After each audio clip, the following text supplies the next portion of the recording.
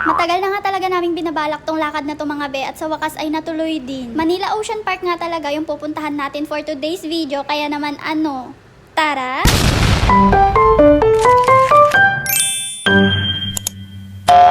Hi guys! So for today's video nga ay samahan nyo naman ako gumala-gala. Independence Day nga talaga ngayon mga be at para talaga to sa mga taong pinalaya na. Cheers! At dahil holiday nga ngayon mga be, libre din talaga yung MRT at LRT for today's video. Kaya naman samahan nyo naman ako mag-commute ngayon mga be dahil feeling ko nga ay strong independent woman na ako sa lagay na to. Cheers! Sa totoo lang talaga mga be, marami pa talagang upuan na vacant dyan pero bet ko lang talaga ngayon mag-senti-senti ganyan. Moment ko to mga be. After ko nga lang din talaga sa MRT mga be, lilipat naman tayo sa LRT1. Wala din talaga masyadong pila ngayon mga be at nakakuha din talaga ako agad ng free ticket. Na-enjoy ko nga rin talaga yung pagko-commute ko ngayon mga be kasi sino namang hindi gaganahan diba pag libre yung sakay. Cheers! Sa United Nations na nga rin pala ako bumaba at dito nga kami magkikita ng kaibigan ko. Pero ang epic lang talaga mga be dahil nilagpasan niya talaga ako dyan. Hoy! Earl! Hindi niya maririnig.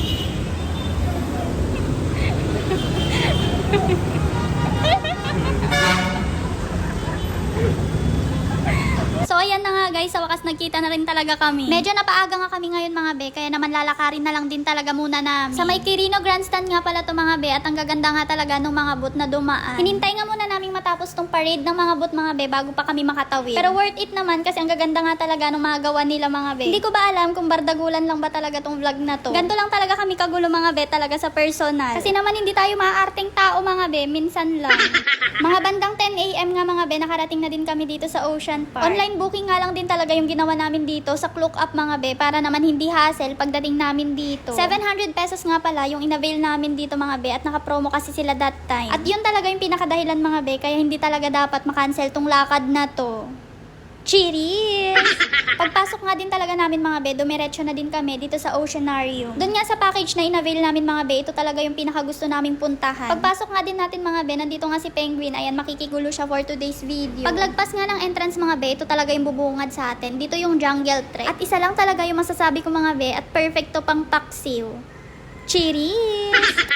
Ayan, nung pagpasok nga namin mga be, bigla na lang din talaga kaming bumalik dito sa may entrance. Dito nga din talaga nakalagay yung map mga be ng Oceanarium. Para aware naman tayo kung saan talaga tayo pupunta. Baka ma-wrong turn tayo dito.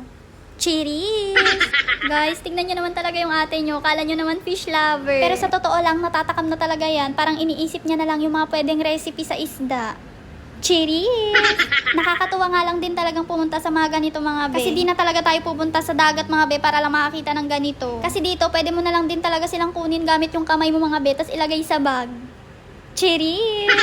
Busog na busog nga din talaga yung mata ko dito mga be dahil ang dami ko talagang sea creatures na nakita. Iba't ibang uri ba? Ang dami nga din palang activities, iba't ibang uri din ng aquarium, ganyan. Tapos makikita nyo rin dito mga be para kayong naka-fish eye, ganyan. Na para bang ako talaga si Ariel sa The Little Mermaid. Mapapakanta ka na lang talaga dito mga be ng Look at this stuff, isn't it neat? Who would you think my collection complete? Ganon. Pero pasensya na din talaga dun sa boses mga be. Wala talaga akong talent sa pagkanta. Literal na talaga yun. Yung next stop nga talaga natin mga be, dito naman to sa Los Atlantis. Na para bang nasa Titanic kami ng mga oras na to. Charot, ang layo be. After nga lang din talaga namin sa Los Atlantis mga be, nagpicture-picture nga lang din talaga kami doon. Next naman dumiretso na din kami dito sa Living Ocean. Nagbi-video nga lang din talaga yung kaibigan ko dito mga be at muntik na lang din talaga ako nagkaroon ng pamilya. Sayang nga mga be dahil muntik na talaga kami maging complete family.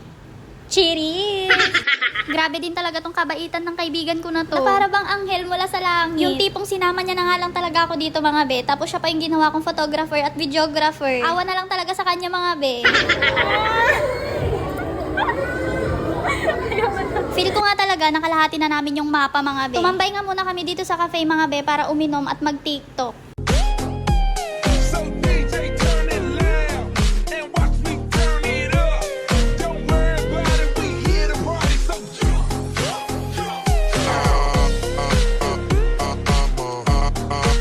Yung next stop nga talaga natin mga be, dito naman yan sa Stingray Ray Dry Encounter. Parang bata lang din talaga yung ate nyo dyan mga be, nakikihaplos-haplos ba? Ayan, so tapos na nga tayo dun sa Oceanarium mga be, dito naman na tayo sa Trails to Antarctica. Then sa dulo nga nito mga be, papasok na tayo sa Penguin Exhibit. So mabilis nga lang din talaga kami dito sa Penguin Exhibit mga be, dahil hindi naman na tayo bata para magpakain pa ng penguin dyan. Meron rin palang Christmas Village mga be, tapos bilihan ng mga souvenir dito na sa huli. Pero di ko na nga din talaga yung na-video mga be, dahil pababa na rin talaga kami neto at gusto ko lang din talagang maupo muna. Kasi ramdam ko na din talaga yung legs ko dyan mga be, sumasakit na siya. After nga lang din talaga namin magpahinga mga be, dumiretso na din kami dito sa World of Creepy Crawlies. Ang ganda nga pala ng reflection ko dito mga be. Uy, hindi ikaw yung ano dyan, star ng Pasko. Charot. So dito pala mga be, more on reptiles tayo dito. Nakyutan nga pala ako dito sa Pagong mga be, kaya naman yan nag-video-video tayo dyan. Tapos tong isa naman mga be, parang gusto niya makipaglaro sa akin, kaya sige, paglalaruan kita. Guys, sorry na, sobrang kulit lang din talaga ng ate nyo dyan. Kala mo naman kasi bumalik siya sa pagkabata ba. Dito naman sa bandang gitna mga be, marami tayong mga ano dito, ganyan, mga friends. Maraming iba't ibang uri nga din talaga ng mga kaibigan dito mga be, may mga ahas, ganyan. Charot. Tapos itong malaki mga be, chinek ko talaga yan kung humihinga or baka naman AI, de joke, kala ko kasi robot. So ito na nga talaga yung last part mga be sa in-avail naming package dito sa May Ocean Park. Manonood nga lang din talaga tayo dito ng matatalinong ibon, ganyan, tapos Sea Lion Show.